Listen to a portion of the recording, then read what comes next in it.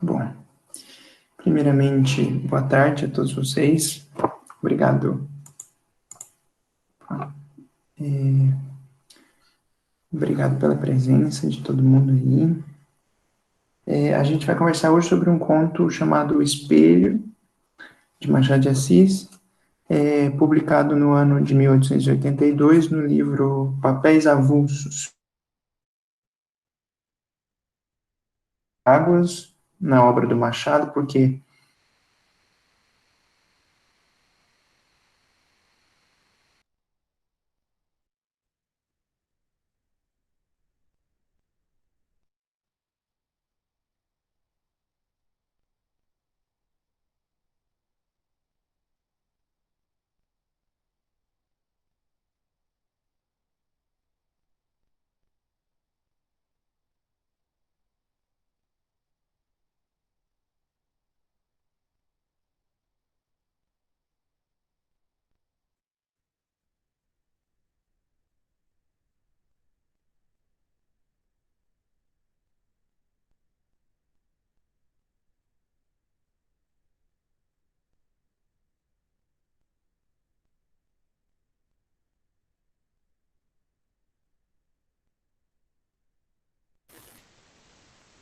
Eu acho que todo mundo perdeu o áudio. Ou foi só aqui?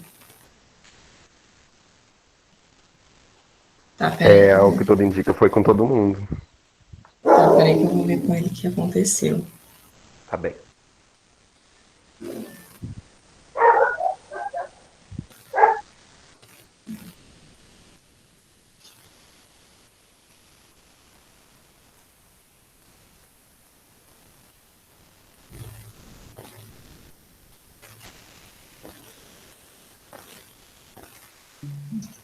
cortou tudo. Vocês Agora estão me voltou. ouvindo? Nossa, caiu do nada o negócio aqui, desculpa. Não, imagina. Até que parte vocês ouviram? Eu Tá dando pra ouvi ouvir? até bem no comecinho. Vixe, Só até obra de Machado. Foi mais ou menos por aí. nossa, o negócio caiu tudo aqui, gente. Desculpa, a Ai, minha meu Deus, que internet. dó.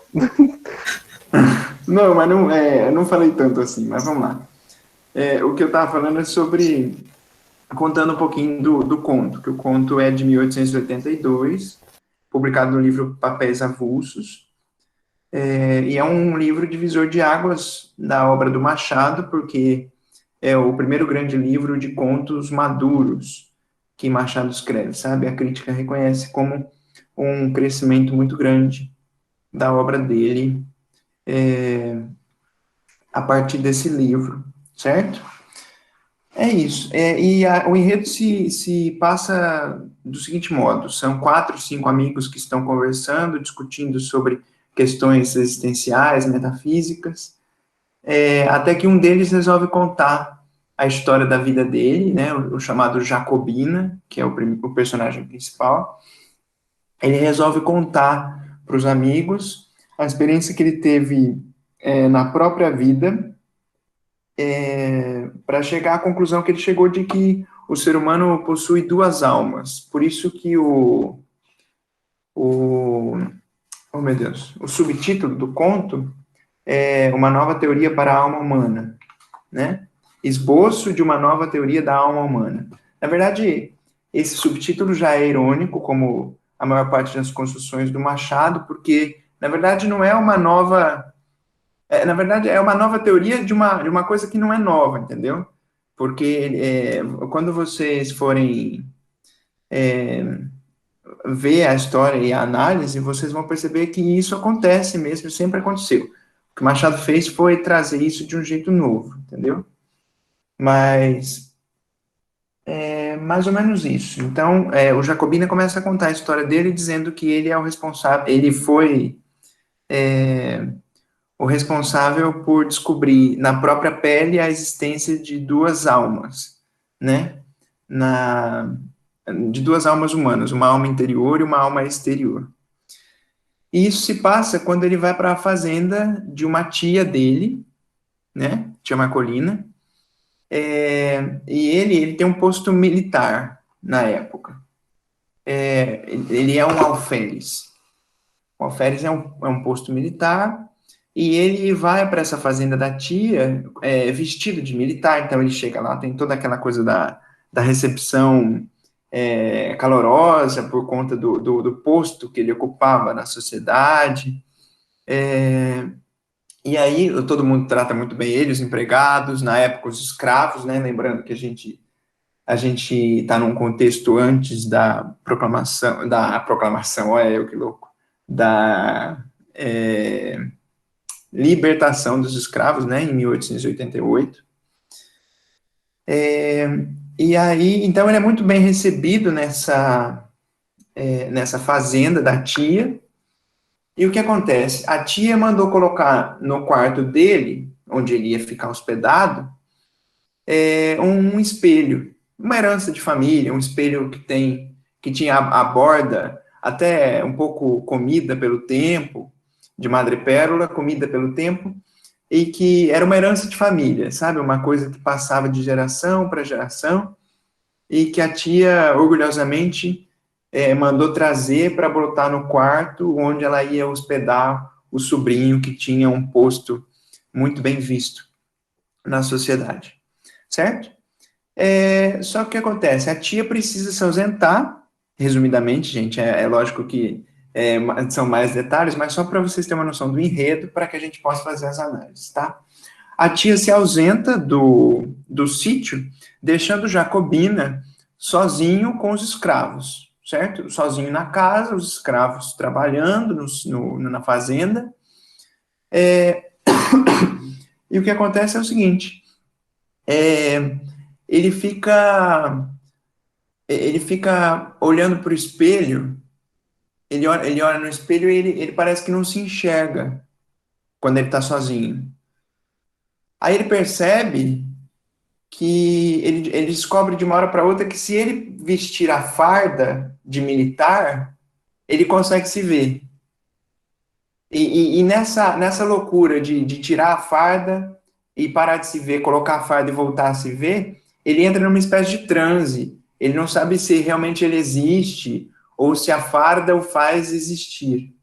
E nessa loucura toda, ele abandona tudo ao redor dele, tanto que os escravos fogem da fazenda, tudo fica muito confuso, e ele, várias vezes ao dia, precisa obrigatoriamente colocar a farda para conseguir existir e para conseguir se enxergar na frente do espelho.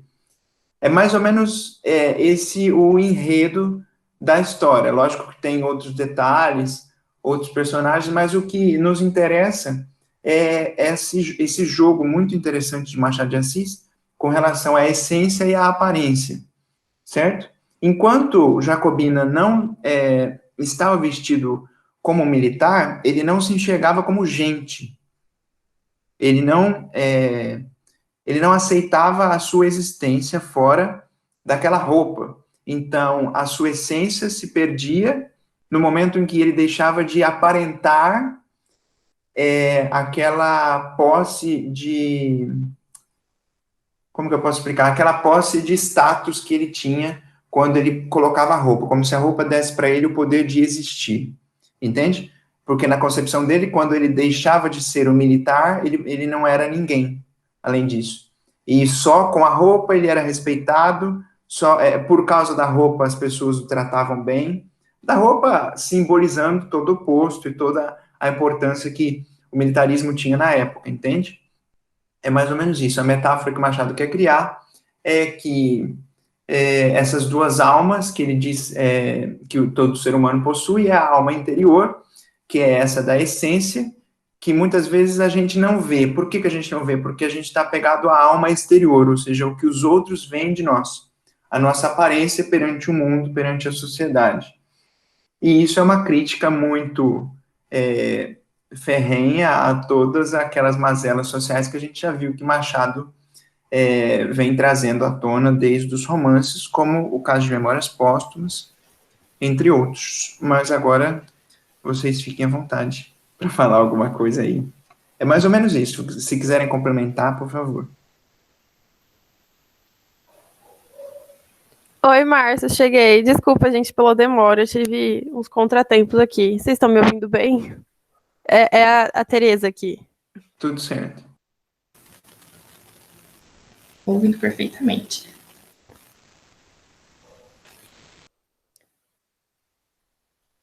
Então, o Márcio já fez uma introdução aí, né, ao conto. E contou tudo da história. Vocês marcaram alguma coisa pra gente começar a discutir ou... Não, tá meio aberto. Eu quis fazer essa introdução mais para trazer o enredo e a gente poder discutir as análises, né? Porque se fosse falar das análises antes deles saberem a história, não ia dar muito certo, né? Entendi, sim, com certeza.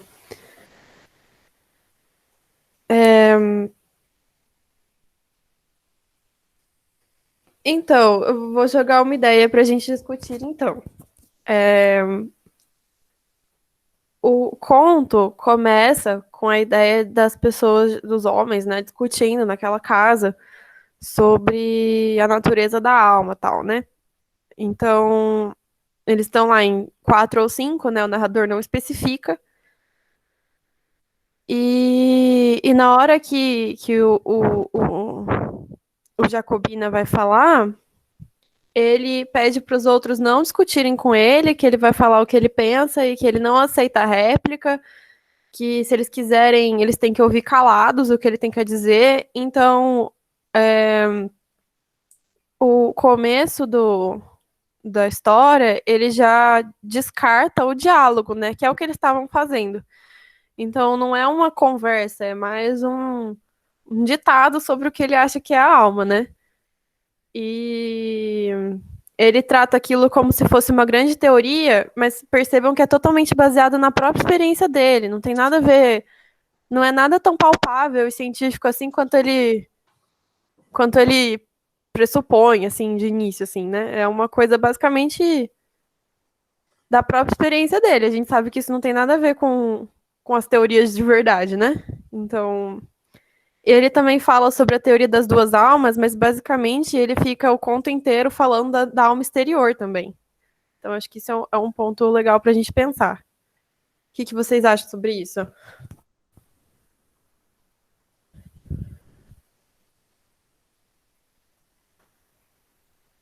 Um de cada vez, gente. Não se atropelem, calma.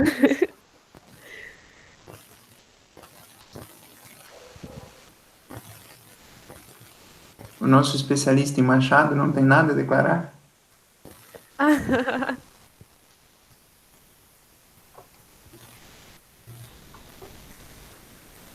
Bom.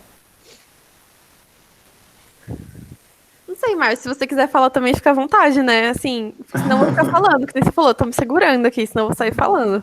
Não, tem uma série de coisas dentro do conto que são interessantes da gente comentar por conta das intertextualidades que Machado de Assis é mestre nisso, né?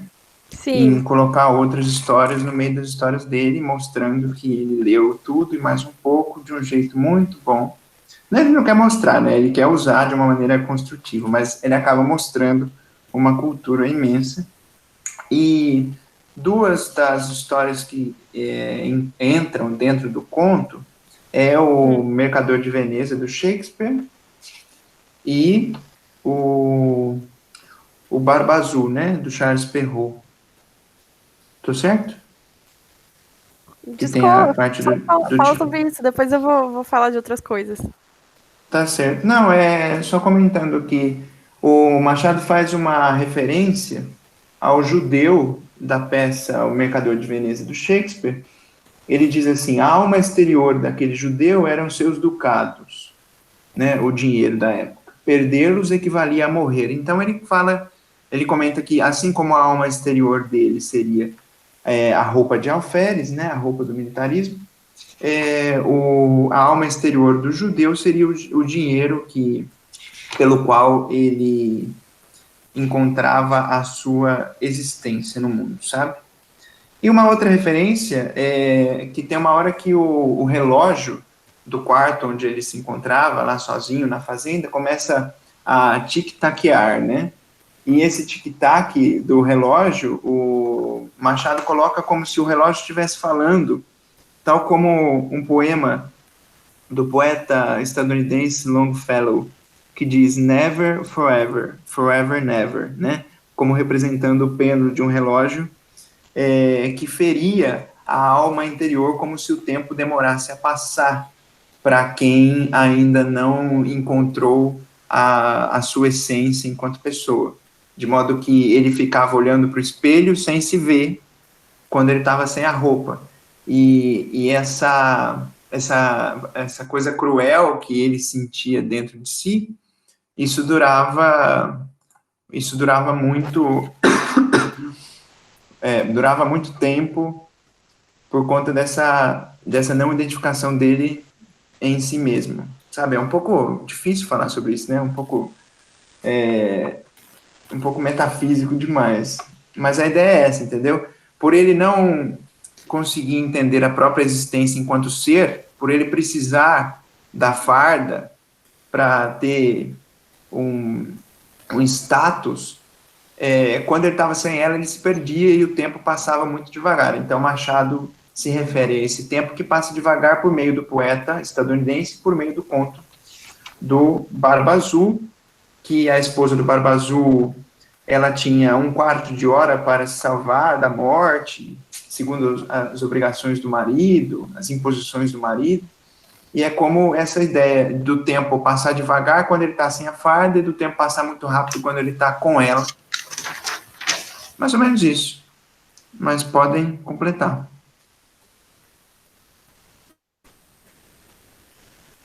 Tá, eu tenho um comentário para fazer. Posso? Claro. Eu não lembro direito, me ajuda aqui a refrescar. Ele tava dormindo na conversa, não tava? Uma coisa meio. Só um minutinho, peraí. Minha mãe tava me chamando, desculpa. Eu não lembro direito, mas acho que ele tava dormindo no começo da conversa. Eu acho que isso entra muito naquilo que você tinha falado a respeito dele não estar falando necessariamente das duas almas, tanto que isso reforça o ego dele. Nada que vem muito do exterior, do personagem do Jacobino, vai causar prazer a ele. Nada que vem muito do exterior, tanto que ele tá muito preocupado com si. É isso mesmo. Ele Isso tá muito preocupado com si, mas ao mesmo tempo ele tá muito preocupado. Então, sobre a alma externa, eu ia falar um negócio sobre os negócios de alferes, acho que daí completa a ideia. Eu tem uma pesquisa que eu fiz sobre o que é essa Guarda Nacional, que é os alferes. Tudo bem se eu falar? Já? Vai. Tá bom. Então, a Guarda Nacional, ela foi criada em 1831 para apoiar, para se opor à influência do exército no Brasil na época, com o objetivo de manter uma unidade nacional e era bastante ligado aos proprietários de terra e tinha bastante influência social. Era muito hierarquizada.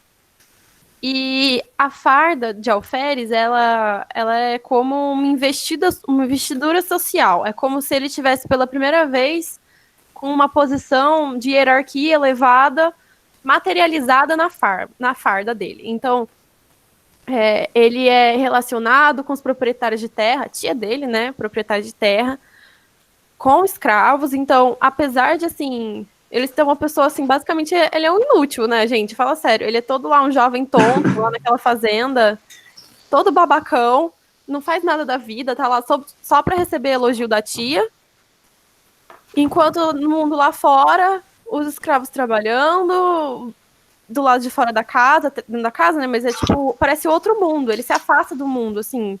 Então, apesar dele se afastar do mundo, essa coisa da posição social dele ser elevada, distante, quase meio mítica, né? Eles se colocam em cima de um morro na hora para discutir lá na casa.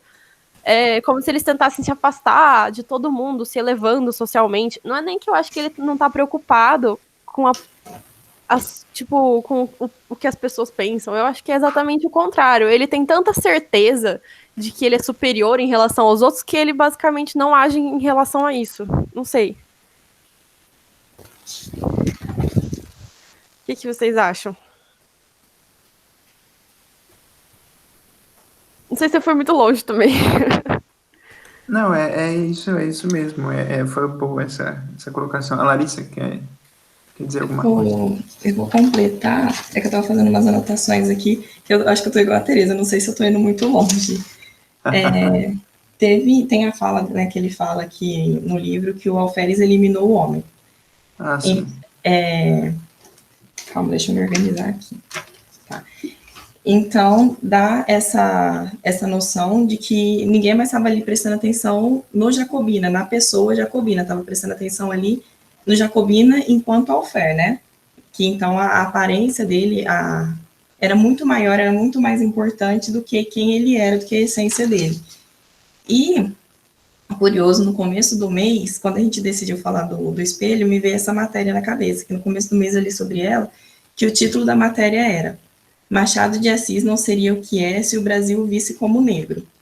Pensando só no título, que foi um historiador e o editor da Companhia das Letras que disse, é muito doido que se a gente parar para pensar o que nós somos e o que nós deixamos de ser só com a percepção que a sociedade tem da gente. E aí, emendando no que a Teresa disse, um pouco na fala anterior do Márcio, será que a gente se reconhece sem essas percepções? Igual o Jacobina não estava mais reconhecendo, se a aparência dele estava tão difusa, ele estava tão confuso com quem ele era, sem essas imposições da sociedade, sem se ver como alfer, que ele não estava ali confundido entre o que eu sou e o que a sociedade acha que eu sou. E aí, indo para o lado da Teresa, da questão dele estar ali fechado, que essa coisa também de, às vezes, a sociedade te coloca numa posição, num status tão alto, né? Você é assim, você é inteligente, você é bonito, você é não sei o quê, que você acaba se fechando, o status ele te fecha numa bolha e você acaba vivendo só naquele mundinho. Então, aí você perde essa noção de que tem outras coisas, outras pautas acontecendo, e muitas vezes você nem, com a sua posição ali, que você poderia estar fazendo algo por aquela pauta, você deixa de lado porque aquilo ali não te afeta de alguma forma. Então, você está naquele status e está ok para você, que a sociedade te enxerga assim, e tá bom para você permanecer daquele jeito. É isso mesmo. Isso é muito bem colocado por vocês duas. É bem bacana. Quer dizer, bem bacana. É horrível, né? Alguém assim na sociedade que não liga para nada, mas é bem bacana como o Machado trouxe isso dessa maneira, né? Colocando um personagem que meio que se aliena do mundo, né? Fica distante dele, dos problemas, das coisas, em busca dessa... mais da aparência e do status que ele transmite de maneira externa do que da essência que ele busca em si, né? Que ele traz consigo para os outros. E é tão doido que ele escreveu isso há tanto tempo atrás e se torna muito presente hoje em dia, principalmente com as redes sociais. Com certeza, você os posta algoritmos tudo que você... e tudo mais estão ali te influenciando, e o que você posta e o que você consome. Então, acho que é a nova forma de ser alfer no século XXI, talvez. É verdade. Você falou que ele escreveu isso há muito tempo atrás. Eu não sei se é porque eu perdi o comecinho, né? Mas o Espelho foi publicado em papéis avulsos, que foi o primeiro livro da fase madura do Machado de Assis, que é o primeiro livro que ele começa a escrever realismo. Então, não é só há muito tempo atrás, mas é como o Machado novo ainda, sabe? Sim. Ele não, é muito impressionante ele ter escrito essas coisas sobre imagem externa e tal. E o quanto isso define a gente. Não só de um jeito ruim, eu diria, mas eu acho que ele colocou isso pra gente pensar também o quanto nós, como indivíduos, não somos definidos por quem a gente é socialmente, sabe? Eu acho que muitas vezes quando alguém perguntar, mas quem você é? Você não vai responder seu nome, você vai responder qual o seu papel na sociedade. Então, eu vou falar que eu sou estudante, eu vou falar que eu trabalho nisso ou naquilo, eu não vou falar sobre a minha alma interna. Porque não é assim que a sociedade enxerga que é o que eu sou. Não sei. E é muito doido você falar isso, que no semestre passado, ou em algum semestre que já estou perdida em datas, Uma aula que eu tive, a primeira aula que eu tive com uma professora, ela foi, pediu para todo mundo se apresentar e tal, e aí uma menina foi, falou, a primeira que se apresentou, falou o nome, da onde ela era, idade e tal, e ela falou assim, tá, mas quem é você? Qual que é o seu cerne no mundo? Aí a menina, todo mundo, né, ficou meio, como assim? Aí ela falou assim, tá, você me disse seu nome, você me disse sua idade, só que eu quero saber mais de quem você é, o que você faz, qual o seu objetivo nesse mundo. E assim, era uma aula às 7 horas da manhã, ninguém estava preparado para isso, e não é o tipo de pergunta que a gente espera, assim, independente de quem seja que está fazendo. Porque as pessoas estão mais interessadas em saber coisas mais superficiais do que sobre umas coisas mais internas, umas coisas mais íntimas. E não é que, assim, é falta de interesse, porque nós mesmos fazemos isso. Mas é que acho que é como o mundo vai acontecendo. Então, aí a gente acaba perdendo essa curiosidade pelo outro. Isso é bem interessante mesmo. Eu lembro de um professor, o Márcio vai lembrar dele, um professor meu, que lembrava pra gente que quando a gente é criança e pergunta sobre como você quer ser quando crescer, o que você quer ser quando crescer, você não fala sobre a sua personalidade ou sobre os seus valores, você fala sobre uma profissão, fala, eu vou querer ser bombeiro, criança fala, eu vou querer ser alguma coisa assim, sabe? A gente não fala sobre, eu vou querer ser inteligente, eu vou querer ser corajoso, você não fala isso, porque desde muito cedo a gente entende que o nosso papel na sociedade não define a gente do sujeito. A gente fala tem uma frase... Pode falar. Não, pode falar. Eu te cortei, desculpa. Não, só lembrando de uma frase que eu lembrei agora do Sartre, o filósofo francês, ele diz, o que importa não é o que fazem de nós, mas o que fazemos daquilo que fazem de nós, né? Tipo, não é uma coisa assim? Me corrijam se alguém conhecer a frase. Mas é algo do tipo, o que importa não é o que os outros acham da gente, mas o que a gente faz com o que os outros dizem da gente, sabe? A gente vai ligar para todos esses rótulos, para todas essas definições da sociedade, ou a gente vai buscar ser algo na essência daquilo que a gente considera certo, sabe? É um pouco de sair dessa modelagem social e buscar uma coisa boa pra gente, porque afinal é a gente que tá vivendo, não é os outros, né? Não são os outros. Márcio, você é muito culto. Eu conheço a frase, mas eu não sabia que era do Sartre, não. Não, eu descobri faz poucos dias, eu só lembrei disso. Eu descobri a frase há poucos dias, sabe? Não vou dizer que eu li nenhum livro de Sartre para achar essa frase. Então, já que eu sou professora de gramática... desculpa, eu cortei a Larissa falando um negócio, né? Fala, Larissa. Não, eu ia completar o que você tinha dito, só nessa questão de que, na teoria, a gente vê muito isso da pessoa ser o que ela faz. Então, ninguém fala, é a Tereza estudante de medicina, é o Márcio que gosta de literatura, professor de literatura. Então, você sempre está ligado com o status que te pertence. Sim. É um negócio meio quase que grudado na gente, né? É praticamente impossível dissociar, falar, é fulano de tal. Aí você sempre pergunta, mas que fulano? E geralmente vem a denominação de, é fulano que trabalha com tal coisa, com tal coisa. Mas diga lá, Teresa, que depois eu vou comentar um negócio que eu lembrei aqui, mas pode falar primeiro. Tá, então, eu ia falar sobre um pouco da ideia do espelho, porque tem a ver um pouco com gramática, né? Na verdade, eu estou forçando um pouco a relação, mas vamos lá. Então, os espelhos no geral, a gente tem que lembrar que não são uma coisa que eram comuns há muito, tipo, faz muito pouco tempo que espelho se tornou uma coisa mais comum. Era muito raro um espelho bom, um espelho que mostrasse uma imagem certa.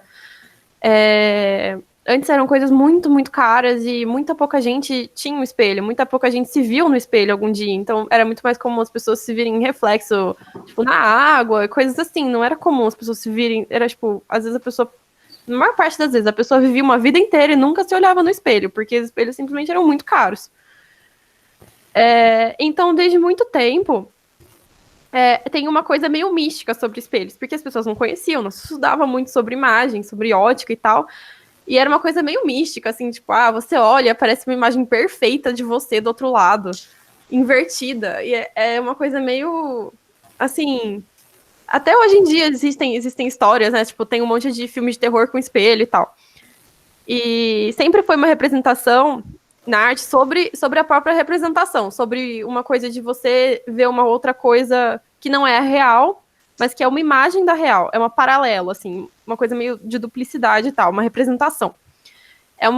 É como a gente, tipo, você se perceber pelo espelho, você não tá vendo você mesmo, você tá se vendo por uma imagem.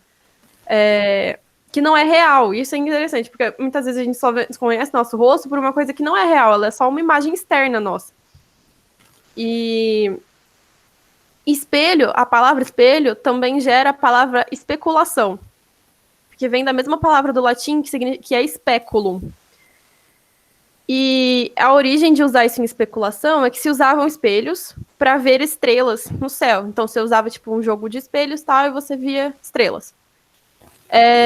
Nesse sentido, você olhar para o espelho e entender a sua alma pelo espelho é uma especulação, é uma coisa não exata. Então, assim, eu não sei se eu tô...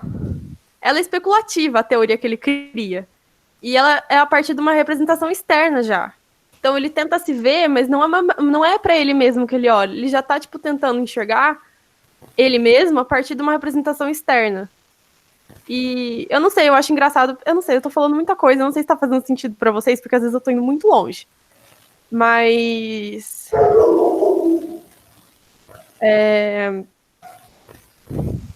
Mas não sei, era meio isso. Não sei se ficou claro o que eu quis dizer, na verdade. Não, eu entendi. Entendi. Você foi na origem da palavra, né? Foi. Pra buscar as coisas. Isso é legal. Eu sempre vou na origem das palavras. Me remeteu muito ao espelho do Harry Potter, no espelho dos Hoje 7 lá. Isso, foi de Harry Potter aqui.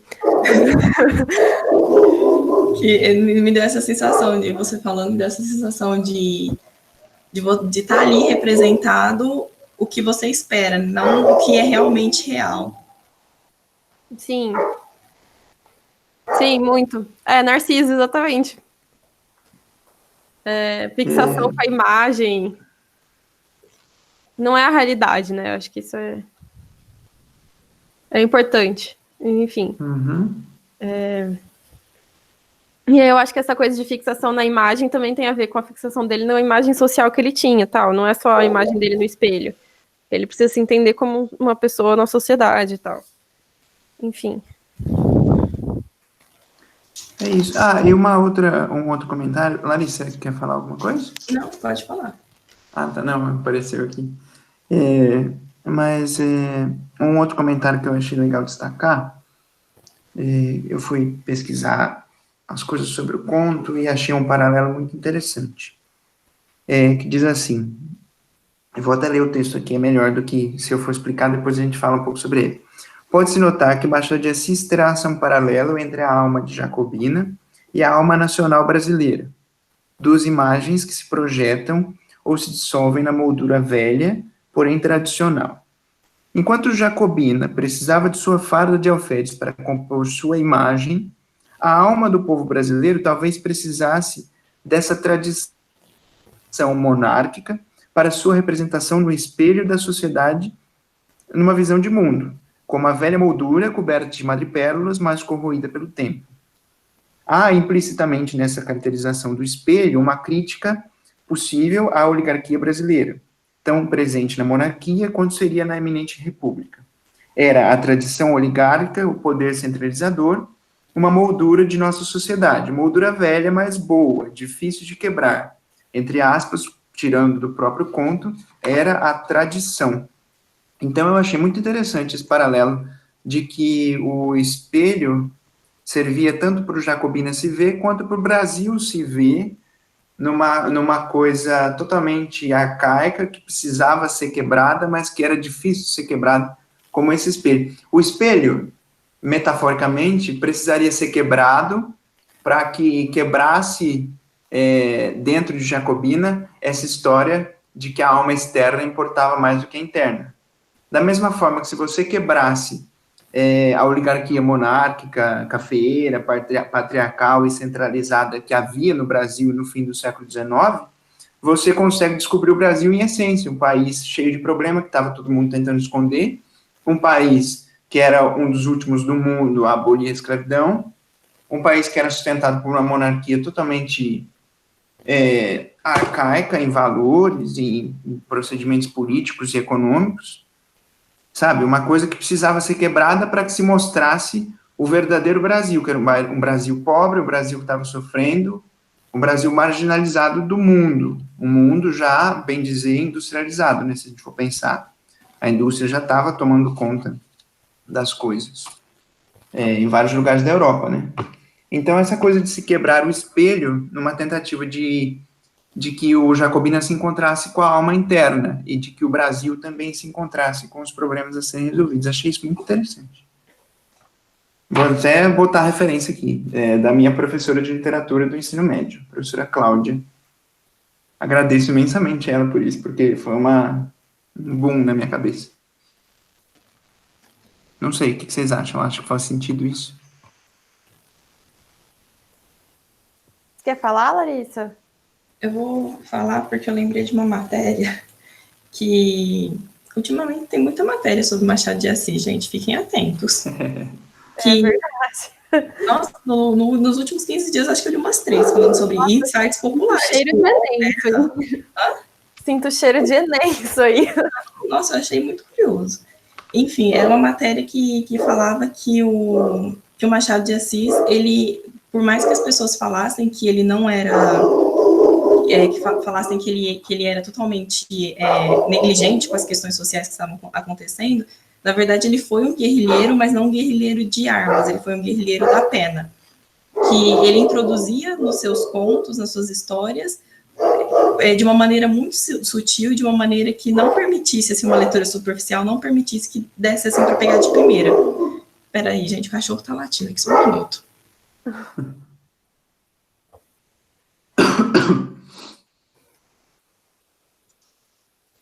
Desculpa. Aí ele diz que numa leitura superficial você não consegue pegar essas referências, essa alfinetada que ele está dando nas questões sociais. E faz muito sentido e com isso que o Márcio está falando, que por mais que não esteja explícito nas obras dele esse tipo de questão, você consegue pegar que tem paralelo com a situação que o Brasil está vivendo e, querendo ou não, tem paralelo com o que a gente está vivendo hoje em dia também.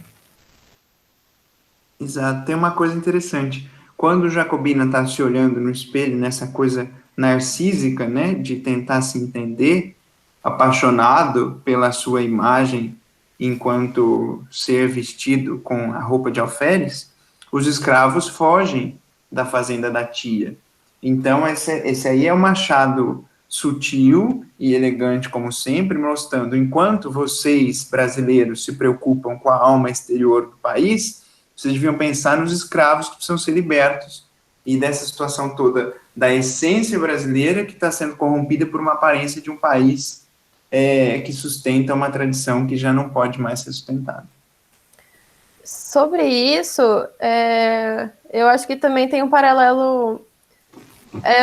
Na hora que o Jacobina tá lá dentro da casa dele, isolado, pensando nele mesmo, e os escravos fogem, percebe como é fútil toda aquela coisa sobre ele. Ele tá lá pensando sobre a alma, enquanto os escravos estavam preocupados com coisas muito mais urgentes, assim, para a sobrevivência deles. Eles fogem para sobreviver. O Jacobina nem consegue parar e se perceber como uma pessoa que tem coisas que dão a ele a capacidade de sentar e ficar pensando nas questões metafísicas, enquanto tem outras pessoas, não há muito longe, na casa que ele estava, que estavam preocupadas com questões muito mais básicas de sobrevivência do que ele, assim.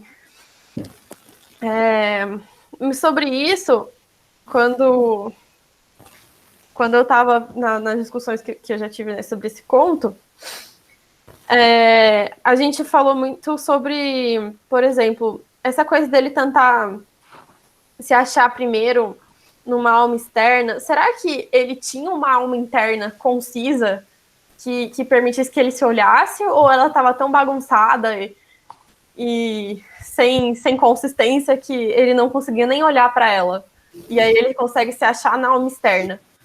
Porque eu acho que se isso for um paralelo com o Brasil, que eu acho que é um paralelo com o Brasil, existe uma alma interna no Brasil? Existe uma unidade de alma pro que é um brasileiro? Ou isso foi uma construção muito forçada, feita para manter a unidade nacional? Lembrando que os alferes foram uma unidade criada para manter a unidade nacional do Brasil. E então, se a gente for pensar que ele estava lá se baseando na alma externa dele e tal, e não conseguia olhar para uma alma interna, será que essa alma interna do Brasil existia? Será que todo mundo... Porque a gente pensa, né, no desenvolvimento de estados nacionais na Europa, por exemplo, as pessoas, elas se entendem como parte de uma única nação, parte de uma única cultura, de uma única história e tal. Você acha que as pessoas, assim, do Brasil se entendiam como parte de uma única história e cultura? As pessoas morando uma do lado da outra não se entendiam. Os escravos não se entendiam como uma única unidade com aquele Mauricinho dentro da casa, sabe? Até porque a pátria dos escravos era a outra, né? Completamente. Essa alma, eu acho que ela não existia como unidade. Isso é uma coisa meio que construída, porque o Império tentou, durante quase um século, sustentar um país de dimensões continentais sem entender o próprio povo e sem fazer o povo se entender, né? Não tinha condições desse entendimento nem interno e nem dessa concepção de patriotismo, você se entender enquanto brasileiro, né? Sim, e eu acho que é uma construção artificial de uma ideia de brasileiro nesse caso. Sim, sim. Completamente montada.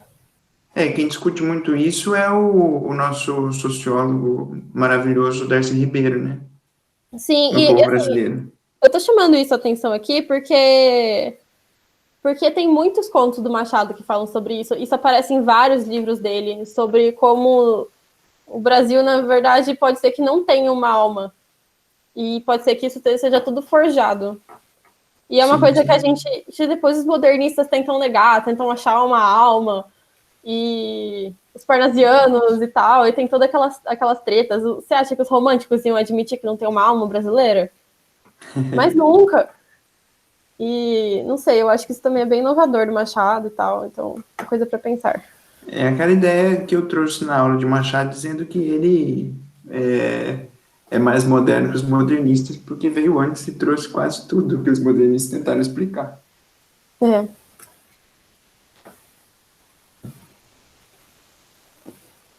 É isso, gente.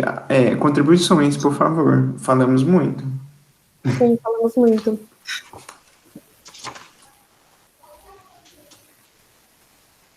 O que vocês... Se vocês têm alguma dúvida, vocês leram um conto, vocês vão prestar a Unicamp, o Enem, eu acho que todo mundo a maioria do pessoal que está no cursinho vai, né? Mas, se vocês forem prestar outras provas, vocês podem trazer a lista pra gente de livros, coisas específicas para a gente ir atrás de arrumar material para vocês, de análise, pelo menos a gente está se organizando para preparar essas aulas de livros. Estamos fazendo aqui alguns debates sobre algumas coisas que dá, né, para o tempo,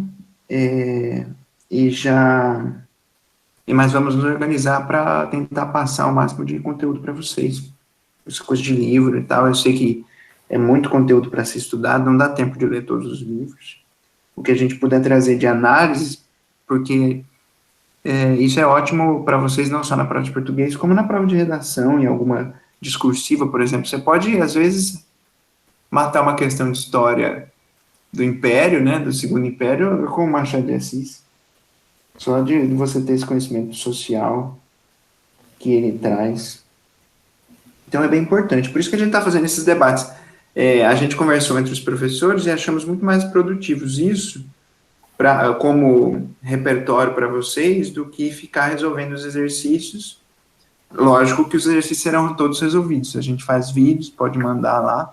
Como eu fiz com aquela primeira lista, eu vou fazer essa semana com a segunda. Já envio para vocês.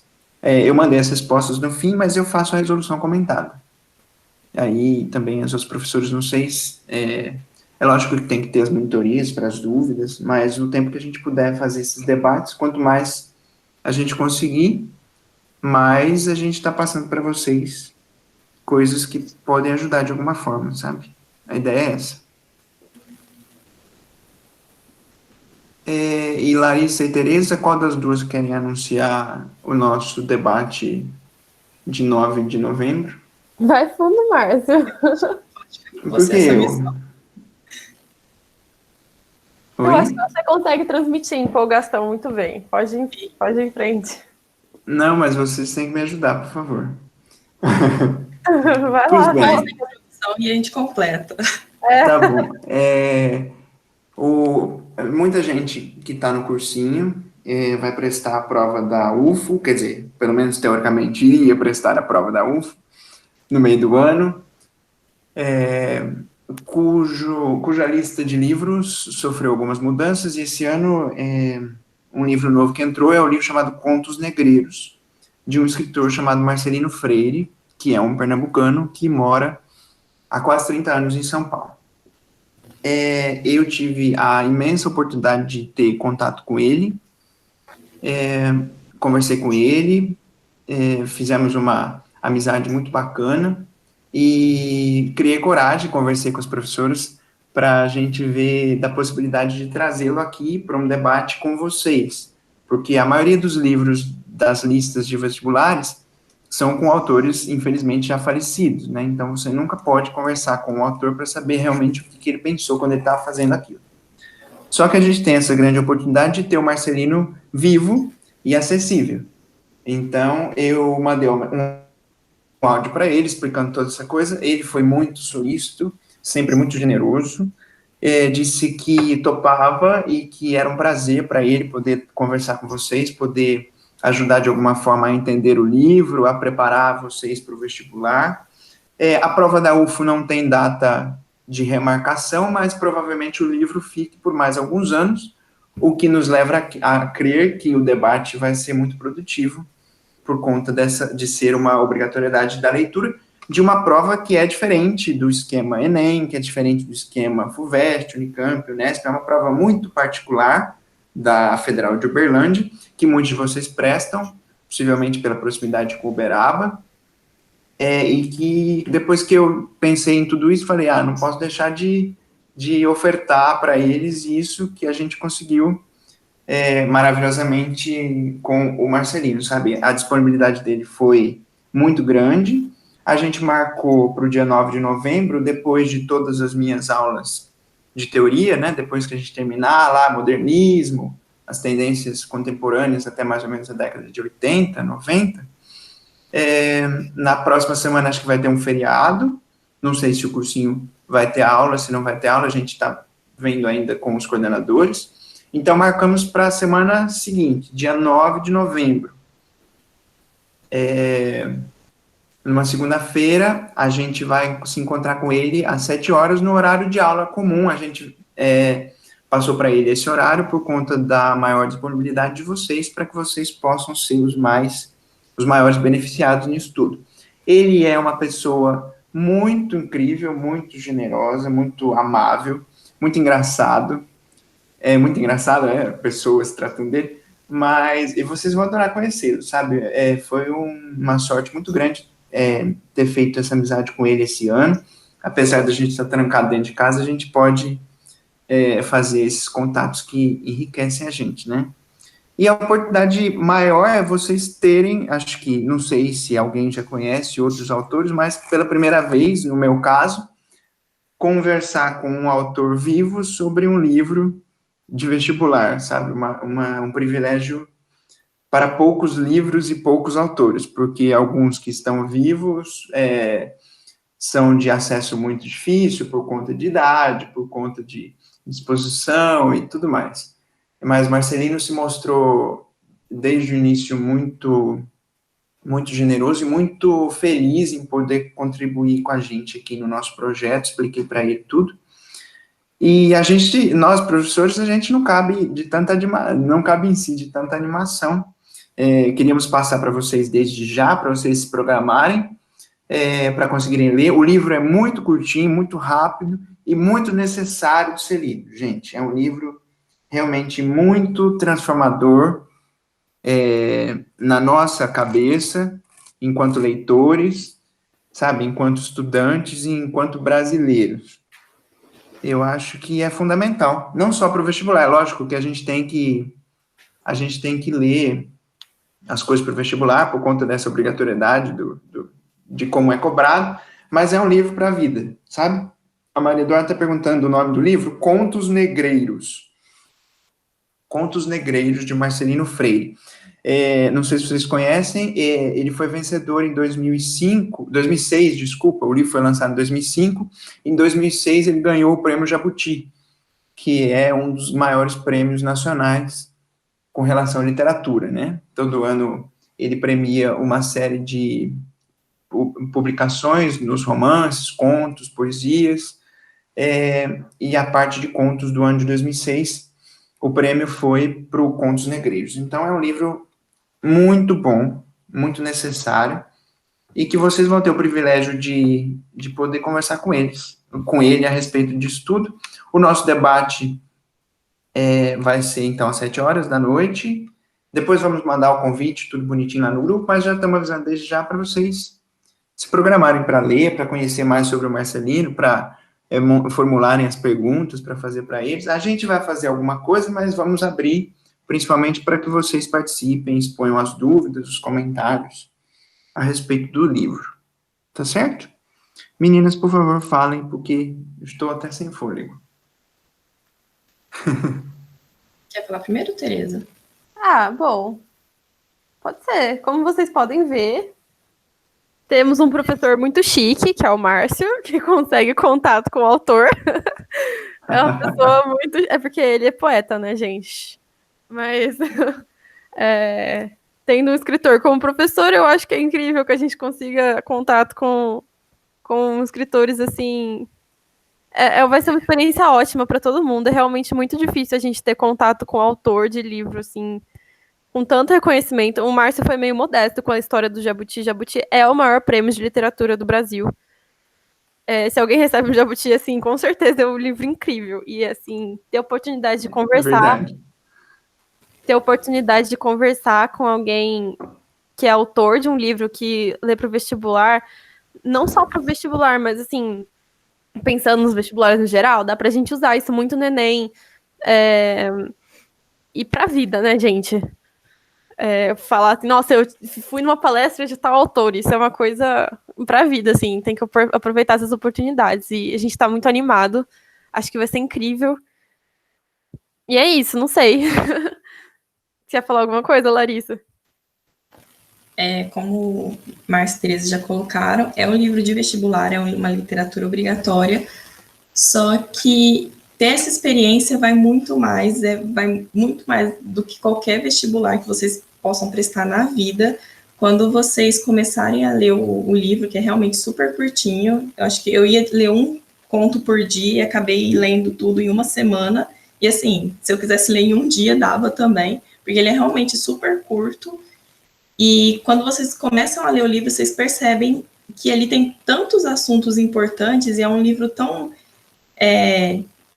digestivo, tão pesado, só que ao mesmo tempo tão importante. E ter essa oportunidade de conversar com o autor do livro sobre a obra é, assim, uma experiência enriquecedora de tal maneira que não dá para colocar em palavras, porque a análise... Você consegue ver em guia do estudante, consegue ver em videoaula, consegue ver em YouTube, mas está ali com a pessoa que produziu aquela obra, falando sobre aquilo, discutindo se realmente aquele termo foi usado de acordo com aquilo mesmo, se foi usado com outro sentido. Está ali com a pessoa para explicar, para colocar o que você entendeu, para ela te falar o que ela queria dizer. Olha, não tem nem palavra, gente. É uma oportunidade, assim, muito, muito, muito importante, muito boa. Então, façam um esforço para participar, chamem os amigos, não é porque é UFO que quem vai prestar só o Enem não pode. vai ajudar em Enem, vai ajudar em FUVEST, vai ajudar na vida, vai ajudar em qualquer momento. Então, participem, convidem seus amigos, animem eles para ser esse momento histórico do cursinho.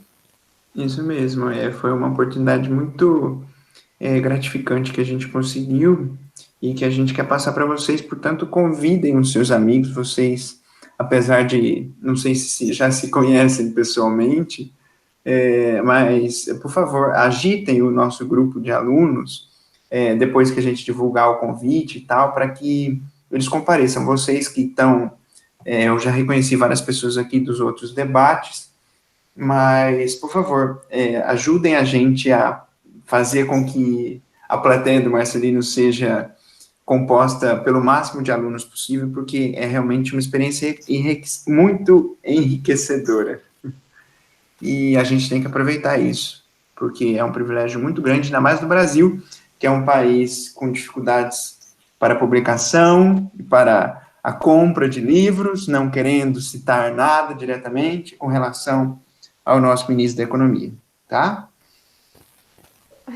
E a taxação absurda que ele quer fazer, a taxação absurda que não sei quem quer fazer a respeito dos livros, porque livro, segundo o Energumen, não é produto da elite, tá?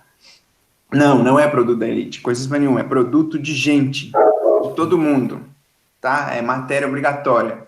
Já dizia Antônio Cândido, a literatura é um direito inalienável. Portanto, por favor, gente, a oportunidade é muito grande que vocês estão tendo, que a gente está tendo.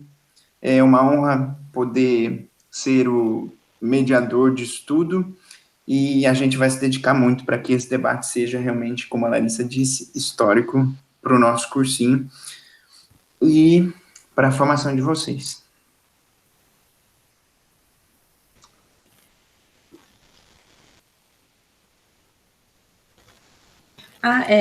Só para viajar aqui, esqueci de falar. A gente vai disponibilizar lá o PDF, a gente já achou tudo, vai disponibilizar para que vocês já possam ir lendo e relendo e fazendo as anotações. E acho que já pode disponibilizar hoje mesmo, né? Depois Isso, a gente manda o convite, né? Isso, manda o livro hoje, a gente depois, daqui a alguns dias, já manda o convite, vai movimentando o grupo, porque são quase 3 meses até lá, né? Sim. Mas, de qualquer forma, vocês vão ter tempo suficiente para ler, reler, pesquisar sobre o autor, sobre a obra, sobre outros livros, e vocês fiquem à vontade para perguntar o que quiserem mesmo. Ele é um cara muito humano, muito gente fina, sabe? Não se acanhe para nenhuma dúvida, porque quando a gente tem uma oportunidade dessa, a gente tem que escarafunchar o cara até virar ele do avesso, para descobrir tudo o que ele nos oferece literariamente. Certo? Tem que ser bem cara de pau mesmo com ele, gente. Assim como eu fui para convidá-lo para chegar até aqui, vocês têm que ser para perguntar, entendeu? Essa oportunidade é de vocês e para vocês, então aproveitem o máximo que puderem. E além do máximo, se tiver como. Com certeza. Acho que vai ser ótimo. Vai ser muito bom. Vai ser gente, ótimo. Mais algum comentário sobre o espelho? Porque a gente falou sobre tanta coisa hoje, né? Estamos aí com 1 hora mais ou menos da gravação. Eu não quero me estender muito por conta dos outros horários de vocês. Vocês vão ter aula hoje à noite. Vão ter aula minha. Quero ver todo mundo na aula hoje. Ah lá. Vai pegar fogo o negócio hoje. Ela vai ser muito importante. Então é isso. Vocês querem contribuir com mais alguma coisa? A gente pode ir encerrando. Vocês fiquem à vontade. Essa aula também vai ser gravada e vai entrar pro arquivo nosso lá do YouTube, tá bom? Se quiserem rever, porque a gente falou um monte de coisa sobre Machado de Assis que podem vir a cair de algum jeito ou de outro, então se quiser rever, vai estar lá. Eu vou mandar para a Dani e logo já vai subir pro YouTube. Algum comentário?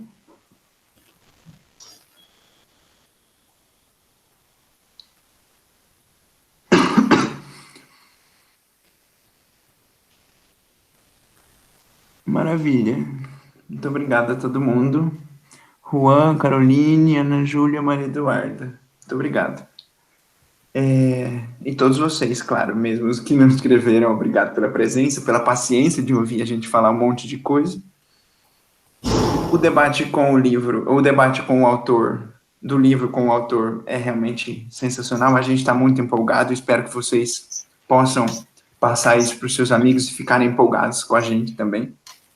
Porque a gente faz isso, porque a gente ama tudo isso, e conseguir uma coisa dessas é realmente gratificante. Agradecendo vocês pela aula, já vou terminar de falar aqui, e as meninas se despedem, tá bom? Imagina, não tem que agradecer nada, a gente traz tudo que a gente pode, e se pudéssemos, traríamos muito mais, pode ter certeza. De antemão, agradecendo todo mundo pela paciência, espero que a gente contribuiu aí de alguma forma, né? E a todos, no meu caso, até semana que vem, na nossa aula de pré-modernismo, tá bom? Meninas, por favor.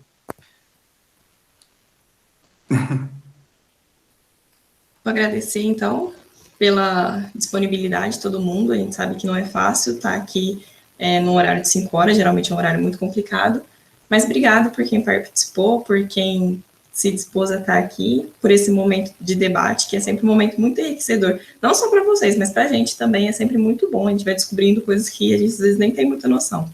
Então, obrigado por terem participado.